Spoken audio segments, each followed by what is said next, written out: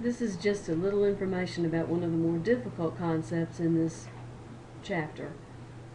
We'll keep coming back to this throughout the entire semester, so I want to give you a little bit of extra information.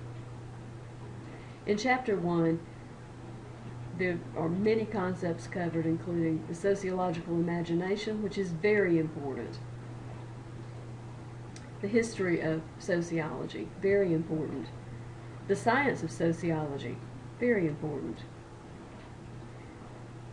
But one of the foundational ideas, and something that's new to most of you, would be the perspectives in sociology. So let me give you the three classical perspectives.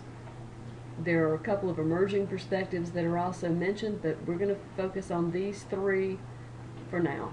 Okay, first of all, functionalism.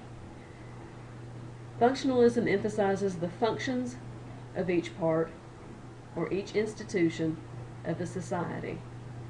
Institutions are made of social structures. Social structures are patterned, repetitive interactions between people that happen in a certain setting.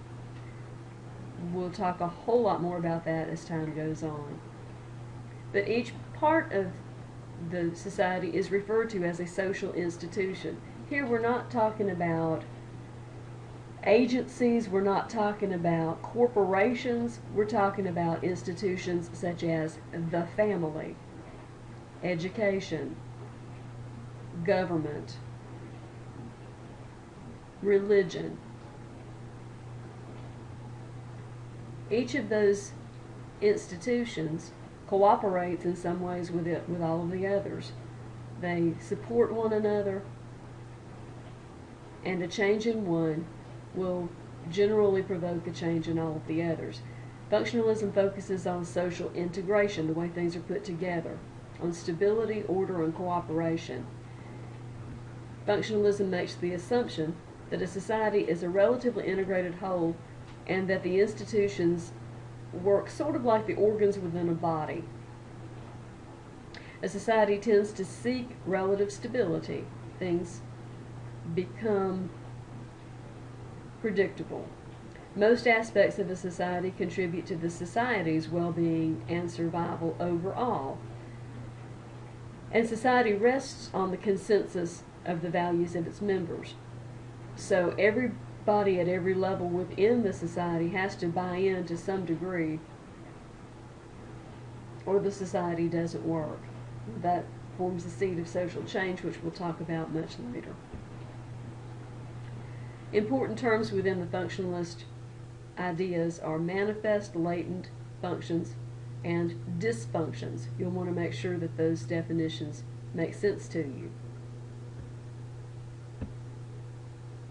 Another important perspective is conflict, also called the social conflict perspective. Conflict perspective emphasizes the internal turmoil, the forces that bring about change, such as competition, how change happens. How change is a normal part of all systems because of conflict, and the constraint within a society. Major assumptions of the conflict perspectives. Society experiences inconsistency and conflict everywhere. Okay, so there are certain people who benefit and certain people who do not benefit, and that all societies have those elements. A society is continually subjected to change, and a society involves the constraint and coercion of some members by others. People use power in order to maintain their position. Conflict theory is founded in large part on the ideas of Karl Marx, and we'll talk about that more as we go. Conflict theory assumes that social change is continual because of these forces. The third and final of the classic perspectives is symbolic interactionism. Symbolic interactionism focuses on interactions between people and shared understanding of symbols. And an important phrase that's used within symbolic interactionism is the lived experiences of the members of a society or what's important, and we socially construct reality. A symbol is something chosen to represent something else, and chosen is a strange word. That makes it sound really active. May not be. It may be an image, it may be a word. Language is symbolic. What words mean has meaning because of the way we use the words, and they can change over time. All of that's part of symbolic interactionism. Assumptions of symbolic interactionism include that people's interpretation of symbols are based on the meanings they learn from others. So social interaction is critical in what we think and how we feel and what we believe. People base interaction on their interpretation of symbols.